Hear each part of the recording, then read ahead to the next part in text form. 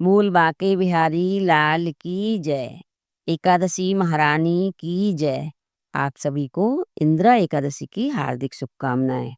यह एकादशी पितृपक्ष में पड़ने वाली एकादशी है, इसलिए इस एकादशी का विशेष महत्व है।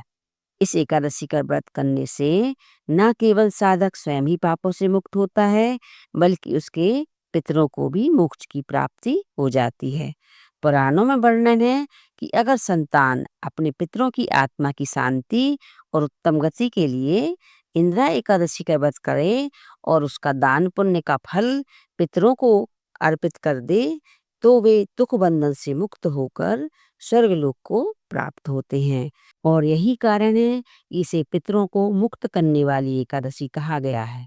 इसलिए इस एकादशी का व्रत अवश्य करना चाहिए। बोल बांके बिहारी लाल की जय। ग्यारस महारानी की जय। इंदिरा एकादशी महात्म्य। अश्विन मास के कृष्ण पक्ष की एकादशी। यह एकादशी पितरों का उद्धार करने के लिए भी होती है। युधिष्ठिर बोले, हे भगवान, अब आप कृपा पूर्वक अश्विन मास के कृष्ण पक्ष की एकादशी की कथा को कहिए। इस एकादशी का क्या नाम है, इस एकादशी का व्रत करने से कौन सा फल मिलता है, सब समझाकर कहिए। इस पर कृष्ण भगवान बोले, हे राजन, अश्विन मास के कृष्ण पक्षी एकादशी का नाम इंदिरा है। इस एकादशी का व्रत करने से समस्त पाप नष्ट हो जाते हैं। इस व्रत के करने से नरक में गए हुए भी पितरों का उद्धार हो जाता है। हे राजन, इस एकादशी की कथा के सुनने मात्र से ही वाजपेयी यज्ञ का फल मिलता है। प्राचीन सतयुग में महिष्मति नाम की नगरी में इंद्रसेन नाम का एक प्रतापी राजा राज्य करता था। वह पुत्र पौत्र धन धान्य आदि से पूर्ण, सदैव शत्रुओं का नाश करने वाला था। एक समय जबकि राजा अपनी राजसभा में सुखपूर्वक बैठा था, महर्षि नारद आकाश मार्ग से उतरकर वहां पे आए। नारद को देखकर राजा आसन से उठे, अर्घ आदि से पूजा की, आसन दिया। महर्षि नारद बोले, हे राजन, आपके राज्य में सब कुशल से तो है। मैं आपकी धर्म पारायणता देखकर अत्यंत प्रसन्न हूँ। तब राजा बोले, हे महर्षि, आपकी कृपा से मेरे राज्य में सब कुशल पूर्वक हैं। आपकी कृपा से मेरे समस्त यज्ञ कर्म आदि सफल हो गए। हे देव, अब आपकी क्या आज्ञा है। इस पर नारद जी बोले, हे राजन, मुझे एक महान आश्चर्य हो रहा है। एक समय जब मैं ब्रह्मलोक से यमलोक गया, उस समय यमराज की सभा के मध्य तुम्हारे पिता को बैठे देखा। तुम्हारे पिता महान ज्ञानी धानी धर्मात्मा थे।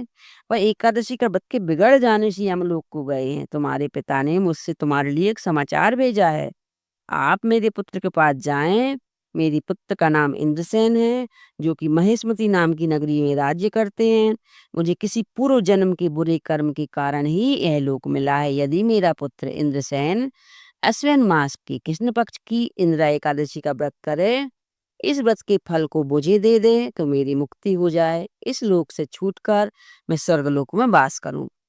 तब राजा ने महर्षि नारद जी से पिता के ऐसे दुखपूर्ण वाक्यों को सुना तो उसे महान दुख हुआ।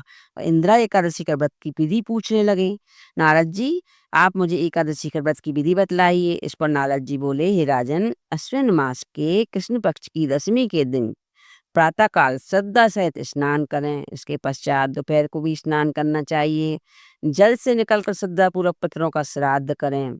उस दिन एक समय भोजन करें, रात्रि को पृथ्वी पर शयन करें।